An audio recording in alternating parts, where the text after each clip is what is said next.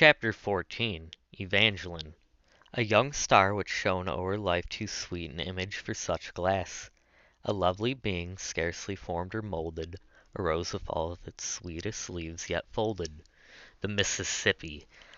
How has mine enchanted wand have its scenes been changed since Chowderbrand wrote his prose poetic description of it, as a river of mighty unbroken solitudes rolling amid undreamed wonders of vegetables and animal existence. But as in an hour this river of dreams and wild romance has emerged to a reality scarcely less visionary and splendid. Whatever river of a world bears on its bosom the ocean, the wealth and enterprise of such another country. A country whose products embrace all between the tropics and the poles. Those turbid waters, hurrying, foaming, tearing along in apt resemblance of that headlong tide of business, which is poured along its wave by a race more vehemently and energetic than any the old world ever saw. Ah, would that they did not also bear along a more fearful fright! The tears of the oppressed, the sighs of the helpless, the bitter prayers of poor, ignorant hearts to an unknown God. Unknown, unseen, and silent, but who will yet come out to his place to save all the poor of the earth. The slanting light of the setting sun quivers on the sea-like expanse of a river. The shivery canes and tall dark cypress, hung with wreaths of dark funeral moss, glow in the golden ray as the heavily laden steamboat marches onward. Piled with cotton bales from many a plantation, up over deck and sides till she seems in the distance a square massive block of gray, she moves heavily onward to the nearing mart. We must look some time among its crowded decks before we shall find again our humble friend Tom. High on the upper deck in a little nook among the everywhere predominant cotton bales, at last we may find him. Partly from confidence inspired by Mr. Shelby's representations, and partly from the remarkably inoffensive and quiet character of a man, Tom had insensibly won his way far into the confidence even of such a man as Haley. At first he had watched him narrowly through the day and never allowed him to sleep at night unfettered, but the uncomplaining patience and apparent contempt of Tom's manner led him gradually to discontinue these restraints, and for some time Tom had enjoyed a sort of parole of honor, being permitted to come and go freely where he pleased on the boat. Ever quiet and obliging, and more than ready to lend a hand in every emergency which occurred among the workmen below, he had won the good opinion of all the hands and spent many hours in helping them with as hearty a good will as ever he worked on a Kentucky farm. When there seemed to be nothing for him to do, he would climb to a nook among the cotton bales of the upper deck and busy himself in studying over his Bible, and it is there we see him now. For 100 or more miles above New Orleans, the river is higher than the surrounding country, and rolls its tremendous volume between massive levees 20 feet in height. The traveler from the deck of a steamer, from some floating castle top, overlooks the whole country for miles and miles around. Tom therefore had spread out full before him, in plantation after plantation, a map of a life to which he was approaching. He saw the distant slaves at their toil. He saw afar their villages of huts gleaming out in long rows, on many a plantation distant from the stately mansions and pleasure grounds of the master. And as the moving picture passed on, his poor foolish heart would be turning backward to the Kentucky farm, with its old shadowy beeches, and the master's house with its wide cool halls, and nearby the little cabin overgrown with the multiflora and bignonia. There he seemed to see familiar faces of comrades who had grown up with him from infancy. He saw his busy wife bustling in her preparations for his evening meals. He heard the merry laugh of his boys at their play, and the chirrup of the baby at his knee. And then with a start, all faded, and he saw again the canebrakes and cypresses and gliding plantations, and heard again the creaking and groaning of the machinery, all telling him too plainly that all that phase of life had gone by forever. In such a case, when you write to your wife and send messages to your children, but Tom could not write. The mail for him had no existence. and the gulf of separation was unbridged by even a friendly word or signal. Is it strange, then, that some tears fall on the pages of his Bible as he lays it on with a cotton bale, and with patient finger, threading the slow way from word to word, traces out its promises? Having learned late in life, Tom was but a slow reader, and passed on laboriously from verse to verse.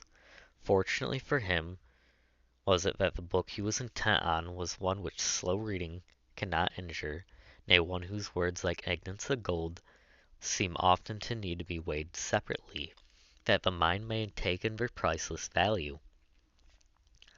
Let us follow him a moment as pointing to each word, and pronouncing each half aloud, he reads, la, et, na, at, yo, or, ha, art, be, ye, troubled. In my Father's house are many mansions. I go to prepare a place for you.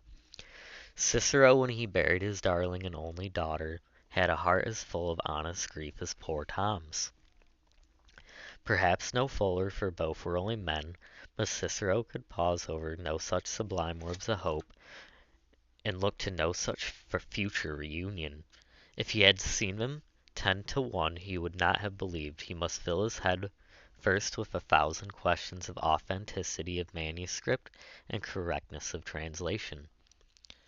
But to poor Tom there it lay, just what he needed, so evidently true and divine that the possibility of a question never entered his simple head. It must be true, for it not true, how could he live? As for Tom's Bible, though it had no annotations and helps and margins from learned commentators, still it had been embellished with certain waymarks and guide-boards of Tom's own invention, and which helped him more than the most learned expositions could have done. It had been his custom to get the Bible read to him by his master's children, in particular by young Master George, and as they read, he would designate by bold strong marks and dashes with pen and ink the passages which were more particularly gratified his ear or affected his heart. His Bible was thus marked through from one end to the other with a variety of styles and designations, so he could in a moment seize upon his favorite passages without the labor of spelling out what lay between them. And while it lay there before him, every passage breathing of some old home scene, and recalling some past enjoyment, his Bible seemed to tell him all this life that remained, as well as the promise of a future one. Among the passengers on the boat was a young gentleman of fortune and family, resident of New Orleans, who bore the name of St. Clair. He had with him a daughter between 5 and 6 years of age, together with a lady who seemed to claim relationship to both, and who had the little one especially under her charge. Tom had often caught glimpses of this little girl, for she was one of those busy, tripping creatures that could be no more contained in one place than a sunbeam or a summer breeze, nor was she one that once seen could be easily forgotten. Her form was the perfection of childish beauty, without its usual chubbiness and squareness of outline. There was about it an undulating and aerial grace, such as one might dream for some mythic and allegorical being. Her face was remarkable less for its perfect beauty of feature than for a singular and dreamy earnestness of expression, which made the ideal start when they looked at her, and by which the dullest and most literal were impressed, without exactly knowing why.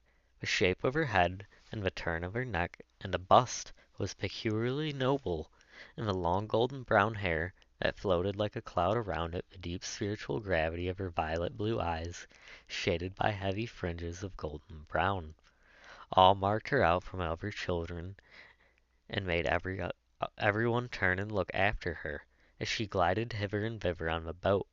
Nevertheless, the little one was not what you could have called either a grave child or a sad one. On the contrary, an airy and innocent playfulness seemed to flicker like the shadow of summer leaves over her childish face and around her buoyant figure. She was always in motion, always with a half-smile on her rosy mouth, flying hither and thither with an undulating and cloud-like tread, singing to herself as she moved as in a happy dream. Her father and female guardian were incessantly busy in pursuit of her, but when caught she melted from him again like a summer cloud, as no word of chiding or reproof ever fell on her ear, for whatever she chose to do, she pursued her own way all over the boat. Always dressed in white, she seemed to move like a shadow through all sorts of places without contracting spot or stain, and there was not a corner or nook above or below where those fairy footsteps had not glided, and the visionary golden head with its deep blue eyes fleeted along. The fireman, as he looked up from his sweaty toil, sometimes found those eyes looking wonderingly into the raging depths of the furnace, and fearfully and pityingly at him, as if she thought him in some dreadful danger. Anon the steersman at the wheel paused and smiled as the picture-like head gleamed through the window of a roundhouse, and in a moment was gone again. 1,000 times a day rough voices blessed her, and smiles of unwonted softness stole over hard faces as she passed, and when she tripped fearlessly over dangerous places, rough sooty hands were stretched involuntarily out to save her and smooth her path. Tom, who had the soft, impressible nature of his kindly race, ever yearning toward the simple and childlike, watched the little creature with daily increasing interest. To him she seemed something almost divine, and whenever her golden head and deep blue eyes peered out upon him from behind some dusky cotton bale, or looked down upon him over some ridge of packages, he half believed that he saw one of the angels stepped out of his New Testament. Often and often she walked mournfully round the place where Haley's gang of men and women sat in their chains. She would glide in among them and look at them with an air of perplexed and sorrowful earnestness, and sometimes she would lift their chains with her slender hands, and then sigh woefully as she glided away.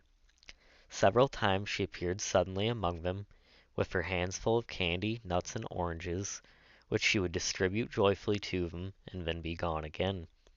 Tom watched the little lady a great deal before he ventured on any overtures toward acquaintanceship. He knew an abundance of simple acts to propitiate and invite the approaches of the little people, and he resolved to play his part right skillfully.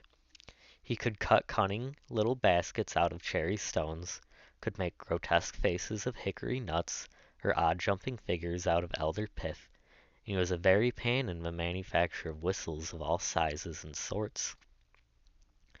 His pockets were full of miscellaneous articles of attraction, which he had hoarded in days of old for his master's children, and which he now produced with commendable prudence and economy, one by one as overtures of acquaintanceship and friendship. The little one was shy, for all her busy interest in everything going on, and it was not easy to tame her. For a while she would perch like a canary bird or some box of package near Tom, while busy in little arts aforenamed, and take from him with a kind of grave bashfulness the little articles he offered.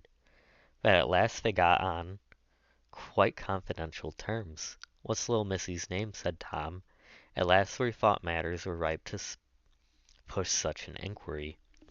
"Evangeline St. Clair," said the little one, "though Papa and everybody else call me Ava. Now what's your name?" "My name's Tom. The little children used to call me Uncle Tom way back there in Kentucky." "Then I mean to call you Uncle Tom, as you see I like you," said Ava. "So, Uncle Tom, where are you going?" "I don't know, Miss Ava." "Don't know," said Ava. "No, I'm going to be sold to somebody, I don't know who." "My papa can buy you," said Ava quickly. "And if he buys you, you'll have a good time. I means to ask him this that very day." "Thank you, my little lady," said Tom. The boat here stopped at a small landing to take in wood, and Ava, hearing her father's voice, bounded nimbly away. Tom rose up and went forward to offer his service in woodling, and soon was busy among the hands. Ava and her father were standing together by the railing to see the boat start from the landing place.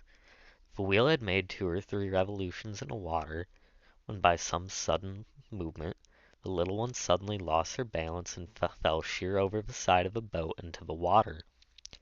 Her father, scarce knowing what he did, was plunging in after her, but was held back by some behind him, who saw that more efficient aid had followed his child. Tom was standing just under her on the lower deck as she fell, He saw her strike the water and sink, and was after her in a moment. A broad-chested, strong-armed fellow, it was nothing for him to keep afloat in the water, till in a moment or two the child rose to the surface, and he caught her in his arms, and swinging her to the boat side, handed her up and dripping, to the grasp of hundreds of hands which, as if they had all belonged to one man, were stretched eagerly out to receive her. A few moments more, and her father bore her dripping and senseless to the lady's cabin, where, as is usual in cases of the kind, there ensued a very well-meaning and kind-hearted strife among the female occupants, generally as to who should do the most things to make a disturbance and to hinder her recovery in every possible way. It was a sultry, close day the next day, as the steamer drew near to New Orleans. A general bustle of expectation and preparation was spread through the boat, and the cabin one and another were gathering their things together and arranging them preparatory to going ashore. The steward and chambermaid and all were busily engaged in cleaning, furbishing, and arranging the splendid boat preparatory to a grand entree. On the lower deck sat our friend Tom, with his arms folded, and anxiously from time to time turning his eyes towards a group on the disturbances, and to hinder her recovery in every way possible. It was a sultry, close day, and next day as the steamer drew near to New Orleans, a general bustle of expectation and preparation was spread through the boat and the cabin. One and another were gathering their things together, and arranging them preparatory to going ashore. The steward and chambermaid and all were busily engaged in cleaning, furbishing, and arranging the splendid boat, preparatory to a grand entree. On the lower deck sat our friend Tom with his arms folded, and anxiously from time to time turning his eyes towards a group on the other side of the boat. There stood the fair Evangeline, a little paler than the day before, but otherwise exhibiting no traces of the accident which had befallen her. A graceful, elegantly formed young man stood by her, carelessly leaning one elbow on a bale of cotton, while a large pocket-book lay open before him. It was quite evident at a glance that the gentleman was Ava's father. There was the same noble cast of head, the same large blue eyes, the same golden brown hair, yet the expression was wholly different. In the larger clear blue eyes, though in form and color exact similar, there was wanting that misty, dreamy depth of expression. All was clear, bold, and bright, but with a light wholly of this world. This beautifully cut mouth had a proud and somewhat sarcastic expression, while an air of free and easy superiority sat not ungracefully in every turn and movement of his fine form. He was listening with a good-humored, negligent air, half comic, half contemptuous, to Haley, who was very volubly expatiating on the quality of the article from which they were bargaining. All the moral and Christian virtues bound in black morocco, complete, he said, when Haley had finished. Well, now, my good fellow, that's the damage, as they say in Kentucky. In short, what's to be paid out for this business? How much are you going to cheat me now? Out with it. Well, said Haley, if I should pay $1,300 for that ar fellow, I shouldn't but just save myself. I shouldn't now, really. Poor fellow, said the young man, fixing his keen, mocking blue eye on him. But I suppose you'd let me have him out for that, out of a particular regard for me, while the young lady here seems to be sot on him, and naturally enough. Oh, certainly, there's a call on your benevolence, my friend. Now, as a matter of Christian charity, how cheap could you afford to let him go to oblige a young lady that's particular sot on him? Well, now, just think on it, said the trader. Just look at them limbs, broad-chested, strong as a horse. Look at his head. Them high foreheads allays them calculatin' slaves, they'll do any kind of thing. I've marked that ar. Now, a slave of that ar heft and build is worth considerable, just as you may say, for his body, supposin' he's stupid. But come to puttin' his calculatin' facilities, and them which I can show he has uncommon, why, of course, it makes him come higher. Why, that ar fellow managed his master's whole farm. He was a 'stornary tailor at the business. Bad, bad, very bad knows altogether too much, said the young man with the same mocking smile playing about his mouth. Never will do in the world. You smart fellows are always running off, stealing horses, and raising the devil generally. I think you'll have to take off a couple of hundred for his smartness. Well, there might be something in that ar, if it weren't for his character, but I can show recommends from his master and others to prove he is one of your real pious, the most humble prayin' pious critter you ever did see. Why, he's been called a preacher in them parts he came from. And I might use him for a family chaplain, possibly, added the young man dryly. That's quite an idea. Religion is a remarkably scarce article at our house. You're joking now. How do you know I am? Didn't you just warrant him for a preacher? Has he been examined by any sitting under your council? Come hand over your papers. If the trader had not been sure by a certain good-humored twinkle in the large eye that all this banter was sure in the long run to turn out a cash concern, he might have been somewhat out of patience. As it was, he laid down a greasy pocket-book on the cotton bales and began anxiously studying over certain papers on it. The young man standing by, the while looking down on him with an air of careless, easy drollery. "Papa, do you buy him? It's no matter what you pay," whispered Ava, softly getting up on a package and putting her arm around her father's neck. "You have money enough, I know. I want him." "What for, pussy? Are you going to use him for a rattle-box or rocking horse, or what?" "I want to make him money." An original reason, certainly.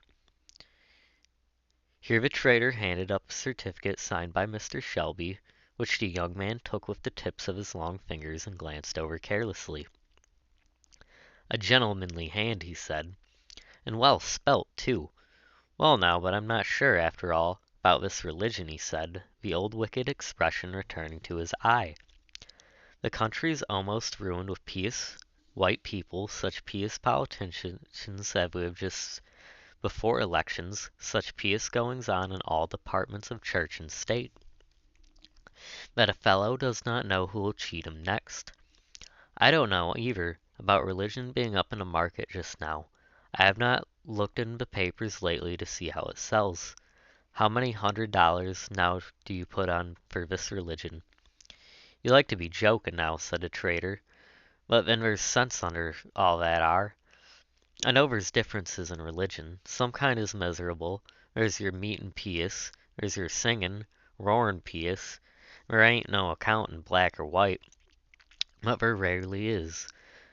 I've seen it in slaves as often as any. You're rail softly, quiet, stiddy, honest, pious, that the whole world couldn't tempt 'em to do nothin' they thinks is wrong. And you see in this letter what Tom old master says about him. Now," said the young man, stooping gravely over his book of bills, "if you can assure me that I really can buy this kind of piece, and that it will be set down up to my account in a book up above, as something belonging to me, I wouldn't care if I did go a little extra for it. How'd you say?" "Well, really, I can't do that," said the trader. "I'm a-thinking that every man'll have to hang on his own hook, in them are quarters. Rather hard on a fellow that pays extra on religion and can't trade with it in a state where he wants it most, ain't it now?" said the young man who had been making out a roll of bills while he was speaking. "There, count your money, old boy," he added as he handed the roll to the trader. "All right," said Haley, his face beaming with delight, and pulling out an old inkhorn, he proceeded to fill out a bill of sale, which in a few moments he handed to the young man. "I wonder now if I was divided up and inventoried," said the latter as he ran over the paper, "how much I might bring. Say so much for the shape of my head, so much for a high forehead, so much for arms and hands and legs, and then so much for education, learning, talent, honesty, and religion. Bless me, there would be small charge on that last, I'm thinking. But come, Ava," he said, and taking the hand of his daughter, he stepped across the boat and carelessly putting the tip of his finger under Tom's chin, said good-humoredly, "Look up, Tom, and see how you like your new master." Tom looked up. It was not in nature to look into the gay, young, handsome face without a feeling of pleasure, and Tom felt the tears start in his eyes as he said heartily, "God bless you, master." "Well, I hope he will. What's your name, Tom?" Quite as likely to do it if you're asking as mine, from all accounts. Can you drive horses, Tom? I've always a lass used to horses, said Tom. Master Shelby raised heaps of 'em. Well, I think I should put you in coachee on condition that you won't be drunk more than once a week, unless in cases of emergency, Tom. Tom looked surprised and rather hurt and said, I never drink, master. I've heard that story before, Tom. Well, then we'll see. It'll be a special accommodation to all concerned if you don't. Never mind, my boy, he added good-humoredly, seeing Tom still looked grave. I don't doubt you mean to do well. I sartin do, master, said Tom. And you shall have good times, said Ava. Papa is very good to everybody, only he always will laugh at them. Papa is much obliged to you for his recommendation, said St. Clair, laughing, as he turned on his heel and walked away.